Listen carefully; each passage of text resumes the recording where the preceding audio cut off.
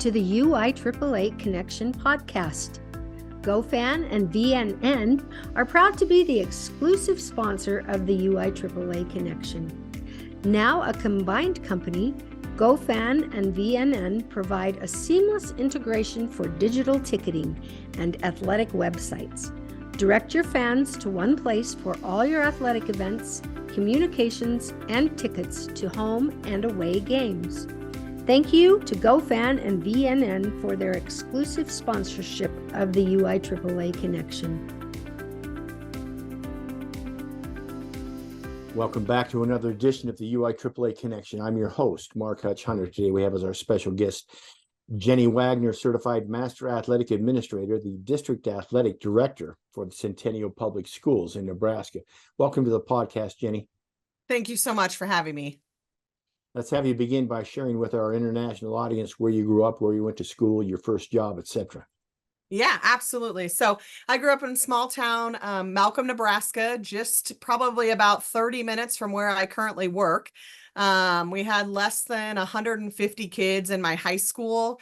Actually, the school I went to was the same school, same building from kindergarten through 12th grade, which was a really unique experience. Kind of got to embrace that small town, small school environment, which is the exact same place that I'm at now. Same type of school. We're a preschool through 12th grade building here, similar type students. In fact, we play my alma mater all the time in every activity that we do. But okay. So grew up in Malcolm, never left there. That's where I lived my whole life. My dad was the athletic director there, assistant principal. He was there for, I believe, 42 years before he retired.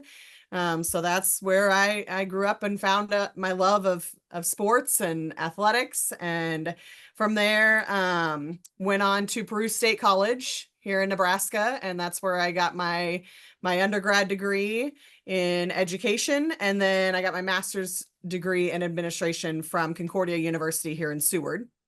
I started teaching and coaching in Schuyler, Nebraska. And I was there for a few years.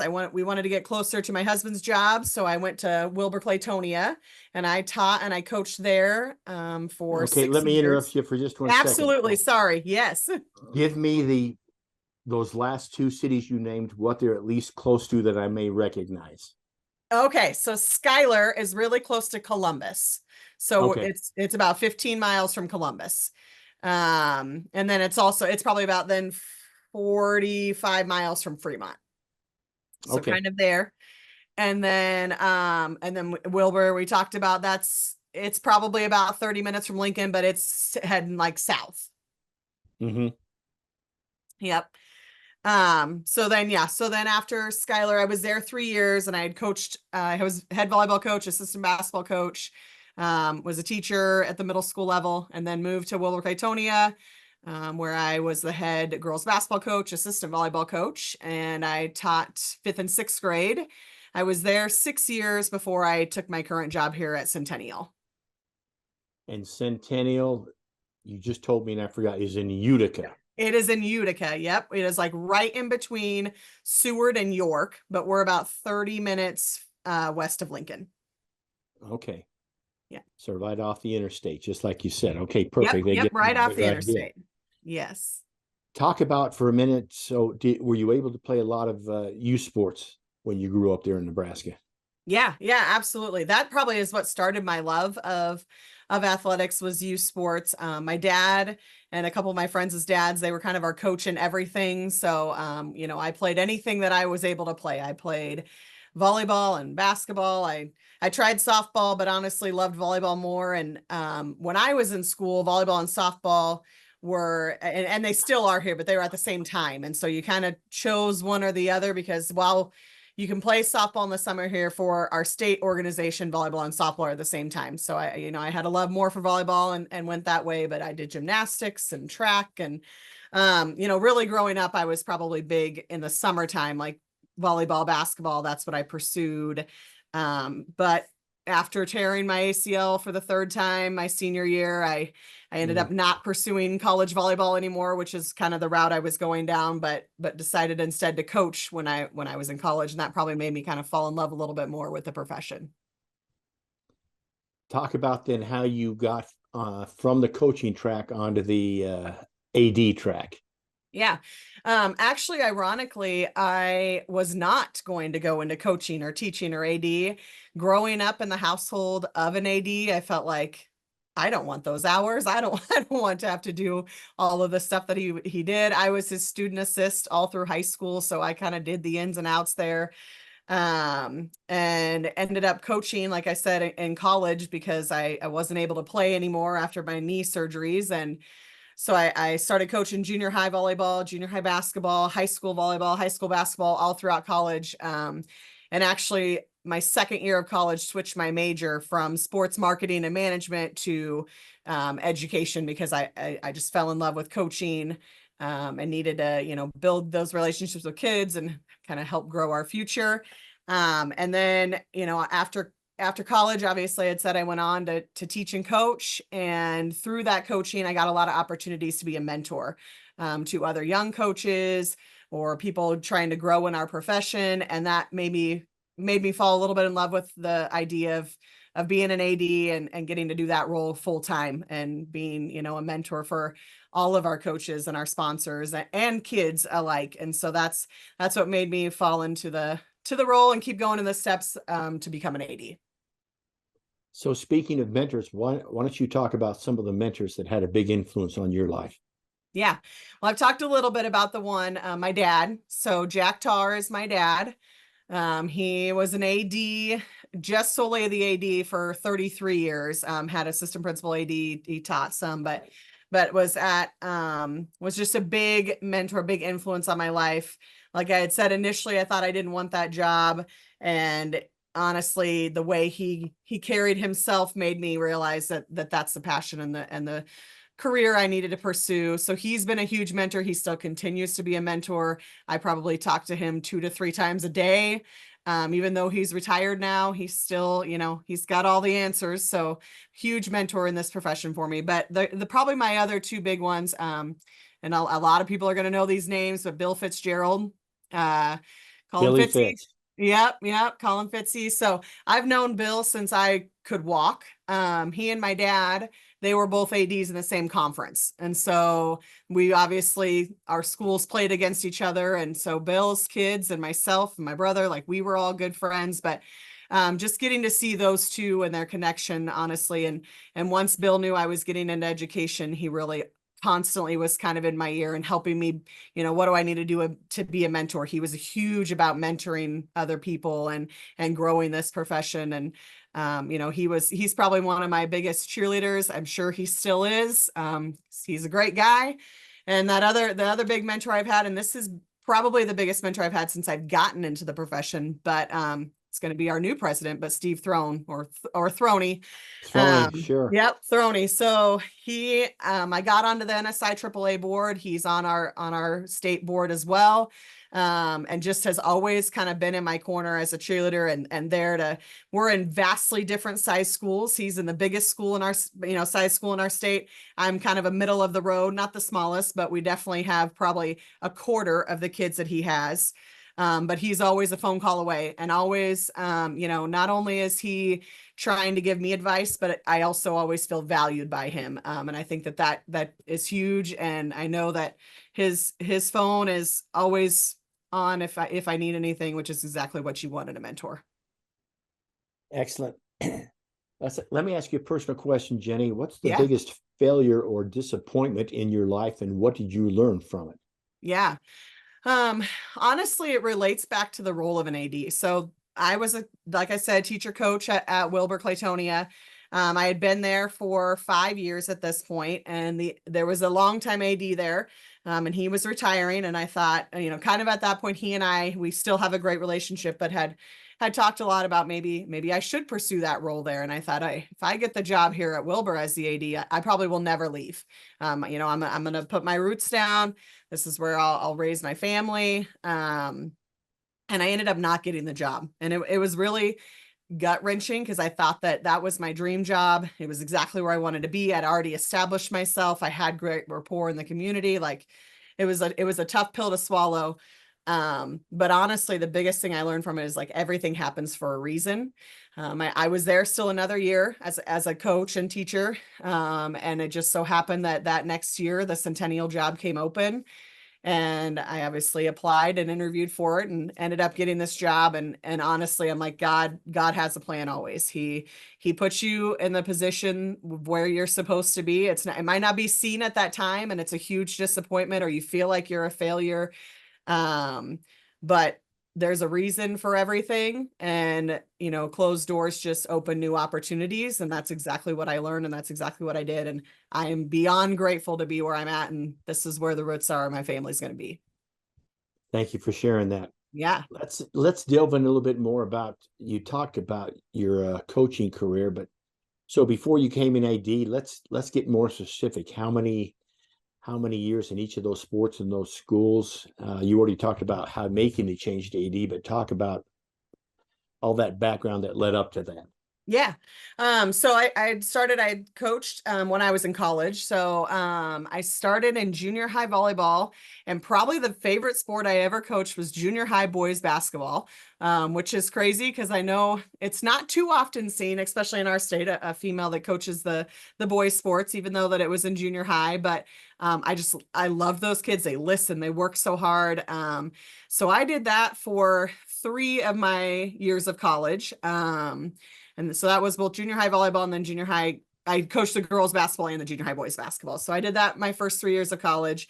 And then my last year when I was student teaching, I was at Wahoo, and I coached junior high volleyball there. And then I was on the high school basketball staff. And that really probably gave me my love of basketball. Not that I always had a love, but my love of coaching basketball. We made it to the state championship game. We ended up losing in overtime. We're state runner up, but it just gave me that itch of like, I want to be back here with my own team. And then from there, I taught and coached I coached volleyball and basketball, both high school level, for 3 years there, and then went to Wilbur, and I coached both at the high school level again of volleyball and basketball for 6 years.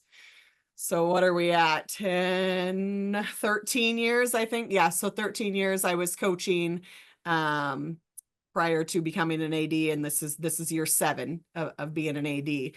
But, even in high school, I feel like that probably started that trickle of, we always coached the youth at, not just team camps, but our youth organization had our high school kids, as we would go and help coach the younger kids at their Sunday league games or things like that. There'd always be an adult with us, but it was kind of letting us as the high school kids take over those roles and kind of learn how to teach the younger kids. So officially, I would say I coached for 13 years, unofficially probably about, I don't know, 18 to 20.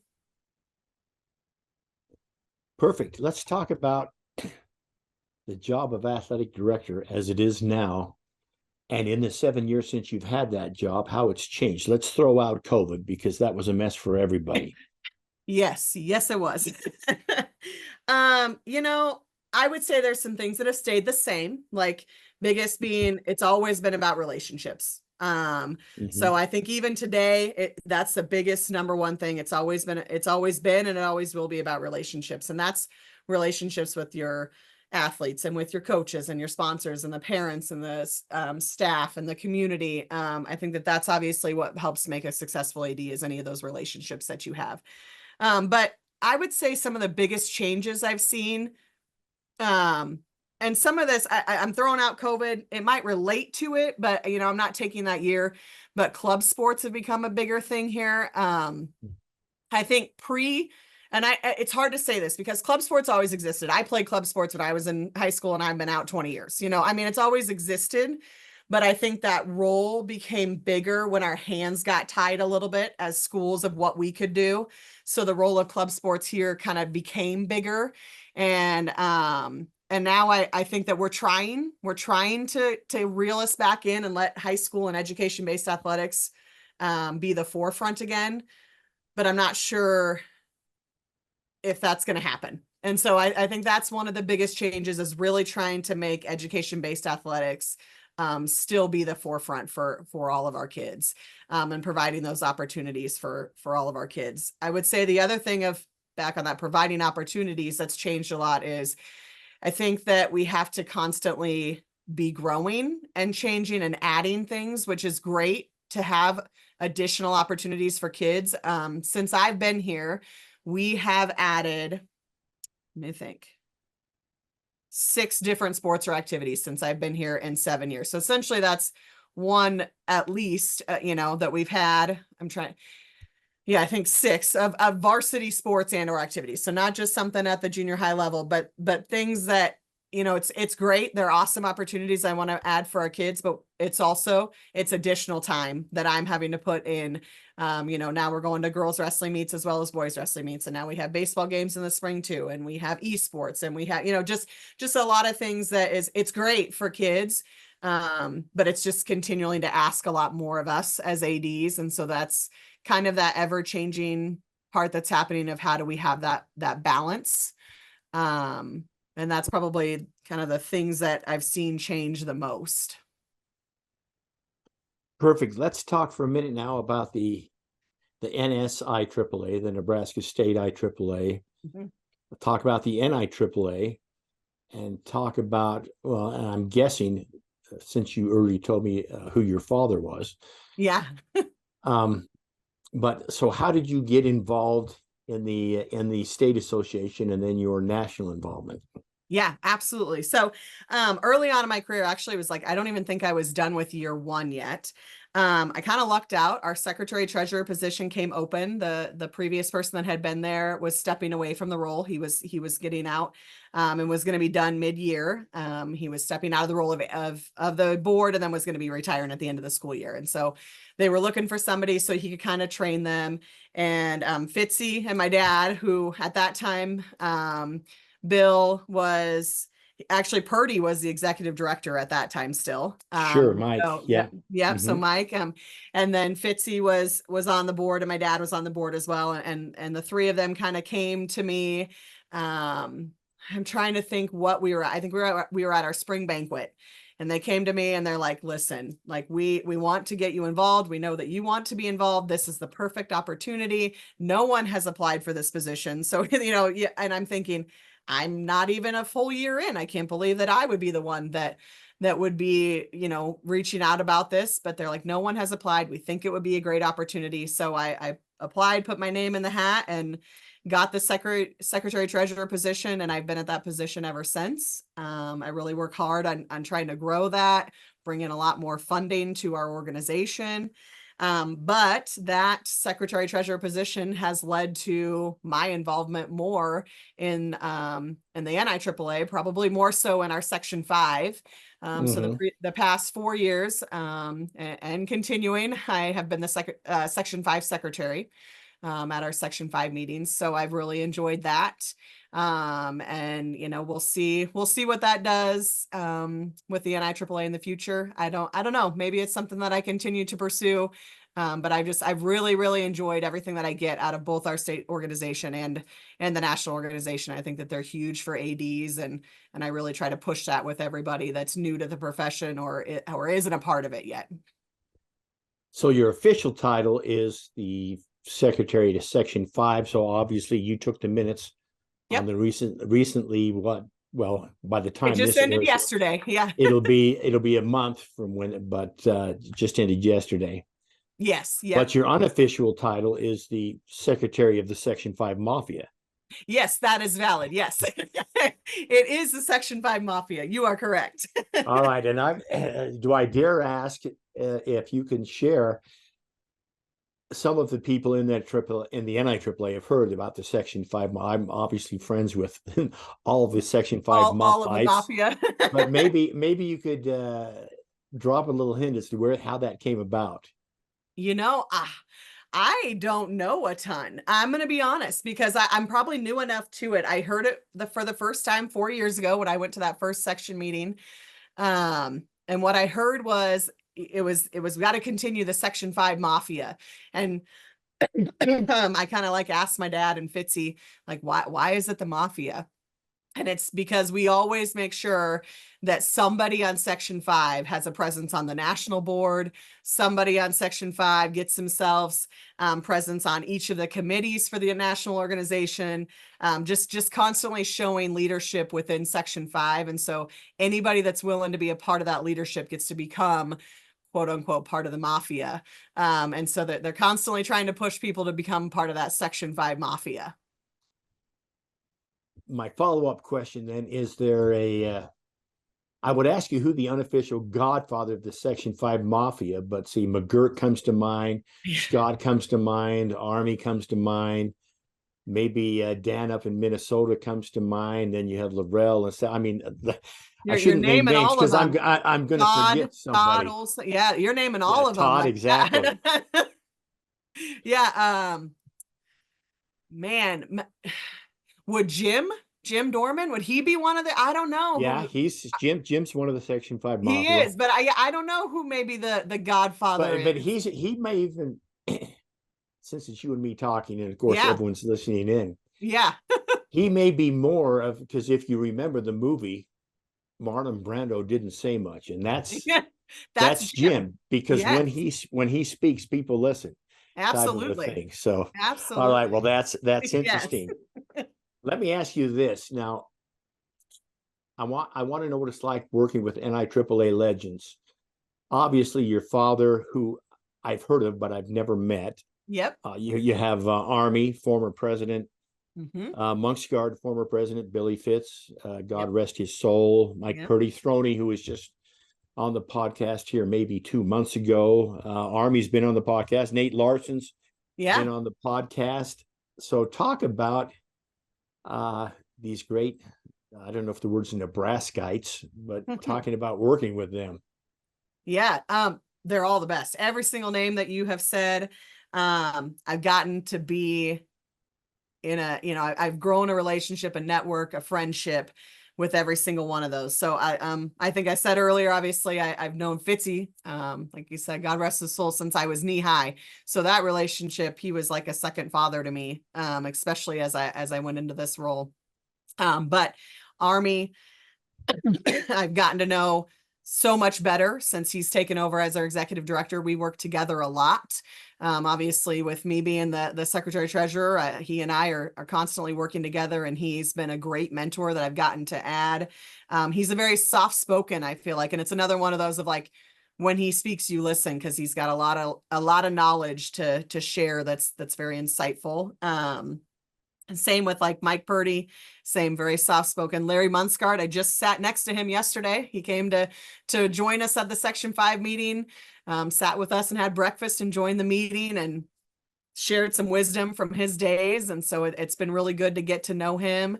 And then I said that Throney is definitely one of my mentors that I'm constantly, whether texting or calling him. Nate Larson, he and I are also great friends. I would say every national or conference we're together, we're going to classes where, he's really pushed me.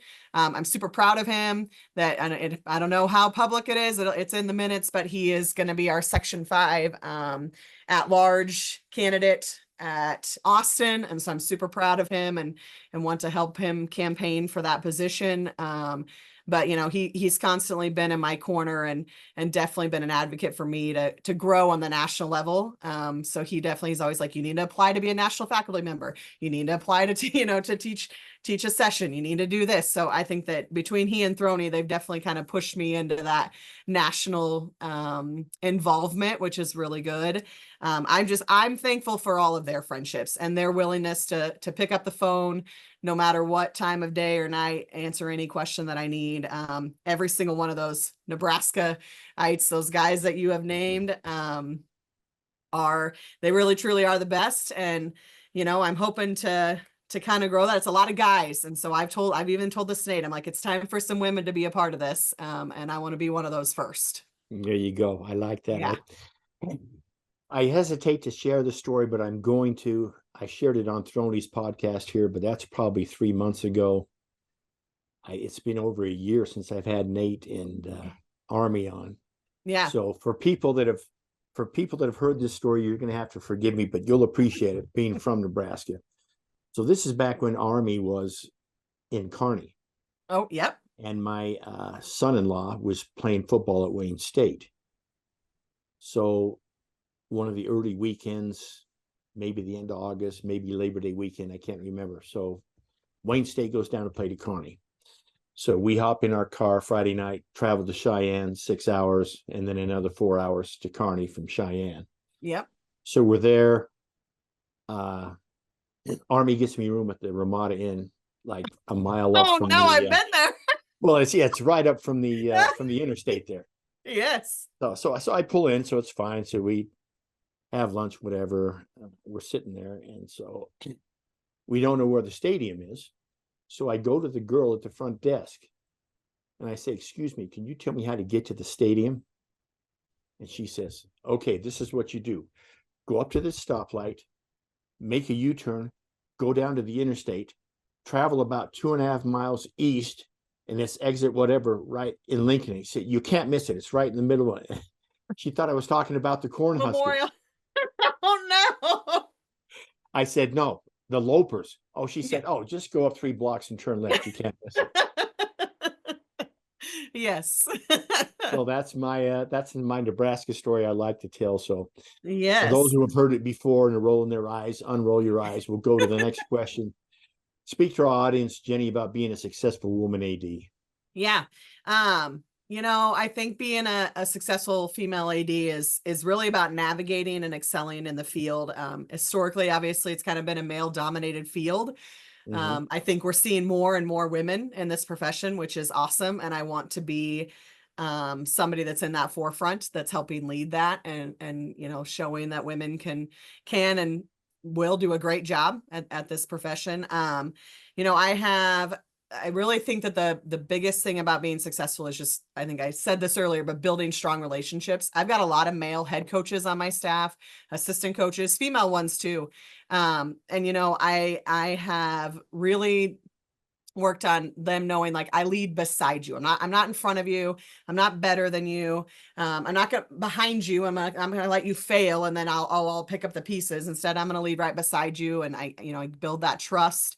They know that I have their back. I'm going to do what I say I'm going to do. I have that respect. And then when it's needed, I'm going to make the tough decisions. And when that happens, then they're going to trust me, and kind of stand beside me, even though, maybe it's not the decision that they want, because of the relationship I built, not because I'm a female. I think it's just important to know that, like, there's a lot of people out there, I think, especially as females, that think in order to get respect, you have to, I don't want to say this in the wrong way, but kind of be rude or kind of like act like you have to be not such a nice person so that people will respect you. And that's, to me, the polar opposite. You don't have to do that. Like, you earn respect just by purely showing up and, listening and giving guidance and being there, standing by their side. I think that that's the most important thing. I also, I'm a mom and a wife, and I think that relates to my coaching staff as well as other female ADs out there that, I empathize, and I'm going to work with you to battle everything that you might be going through too. Cause guess what? I do too. And I can be successful, and so can you. And I'm going to help you get there. Perfect. Let's talk about your observations regarding the recent, when I say recent, obviously 6-7 months ago, the recent national conference in Orlando, the second biggest one ever. Obviously Nashville, the year before, the biggest one. But talk about the observations of your conference there, and just some ideas about what it was like to be there for those of our audience that were not there. Yeah. The national conference is my absolute favorite thing to do of the year. I look forward to it every single year. If you can get yourself to go at least once, go. It is so worth it. I love getting to reconnect with friends that I've made that are from around the country. It's a great networking opportunity. I meet so many new people, and I think that that's huge, especially in our role. And honestly, for those women that are listening, especially as women, in Orlando was the first year that I went to the female AD sessions. I think in Nashville was maybe the first year that they had those. or maybe really promoted those, but I think I was taking a class during the time that was going on. And so in Orlando was the first time I was able to attend a couple of female AD sessions. Huge. Like that was game changer for me. To just build some relationships with other female ADs from around the country, that I still text with, I email, we conversate, if one of us has something going on, we'll text each other and be like, hey, what did you do? Or how did you handle this? So that's just been huge. And if I had not gone to the national conference, I can't say I would have those connections. I might, but probably not. So I think that's the biggest part of it. I think that the professional development that the NIAAA offers to us as ADs is huge. And we need to take every opportunity that we can get to be able to have that professional development. I'm thankful that my school district is willing to allow me to go annually so that I can grow as an AD and better myself. So I really appreciate my administration and our Board of Education that they allow me to do that. Super looking forward to Austin in December. So yes. Excellent. Jenny, what's the favorite part of your job? Ooh, favorite part, the relationships I have with the kids. I thought I was hesitant when I took the AD role, honestly, because I'm like, man, I loved being a coach because those special relationships I had with my athletes, all of us probably have been a coach at some point as an AD, and those relationships that we have with our athletes. And when you go back to their weddings, after they've graduated and you go to, you get to see them become moms themselves or dads themselves. It's just huge. And I was worried that I was going to lose that. Instead, what I found is I have relationships with triple the amount of kids I did as a coach. Because before it was my basketball team or it was my volleyball team that I really had. And now it's every team and it's every kid. So hands down, my favorite part is those relationships. And then because I have them, I get to see those kids compete and succeed and have fun and just find a love for sports and activities. Excellent. Thanks for sharing that. Let's finish with a couple of items. The Yeah. first one being, you have advice for a brand new athletic director, and they need to follow Jenny's 2 pieces of advice in order to become successful. What would those 2 pieces of advice be? Ooh, number 1, listen, especially when you take over at a school. Don't come in and think that you know everything and you're going to have it your way and you're going to change everything.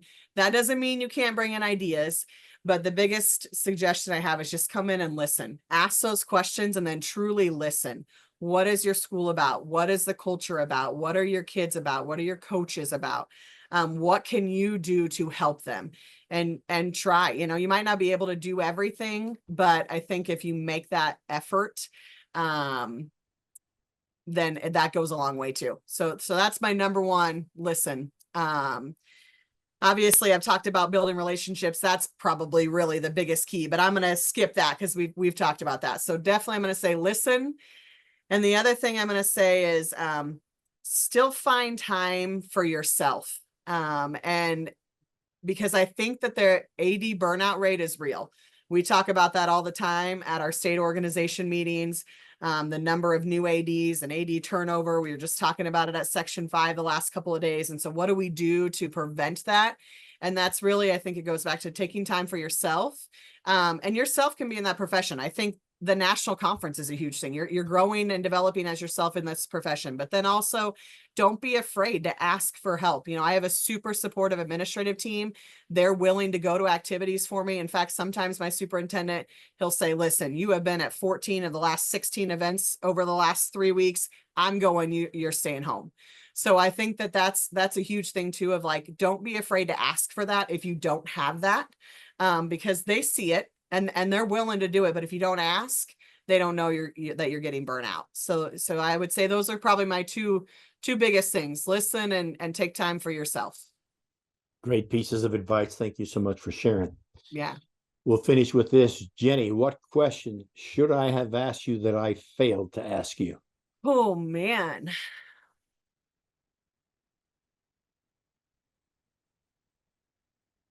I would say this isn't really a failed to ask. It's a question though that a lot of like my coaches always ask, especially when I first took over.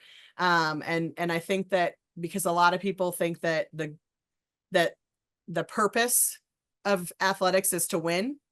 And I flip it the other way. I say the goal is to win, but the purpose is to learn. Obviously, we always want to win, but we want our kids to learn. And so the question that they always ask me is like, how do I measure success? And to me, so when I talk to my coaches, like, success is not your wins and losses, but success is being better than what you thought that you would be. You know, so if you thought that you were good enough to win maybe a district title and you make it to the state championship game, that's a success. If you thought you didn't know if you'd win a game and you win one game, that's a success. If you thought that, you didn't know if you would get more than 10 kids out for the sport and you got 25, that's a success. Just being better than what you thought that you would be. And winning's going to take care of itself. If you focus on those things and not just on the wins and losses, winning will take care of itself, because the goal is to win, but the purpose is to learn. And I think that's one of the most important things that I share with my coaches. That's very well said. On that note, that wraps it up for this edition of the UIAAA Connection. Again, our special guest today has been Jenny Wagner, Certified Master Athletic Administrator, the Director of Athletics at Centennial Public Schools, and the Secretary-Treasurer of the NSIAAA, and the unofficial Secretary of the Section 5 Mafia. Thank you so much for being on the podcast today, Jenny. Thank you so much for having me. For our listeners, we hope you tune in again next week for another edition of the UIAAA Connection.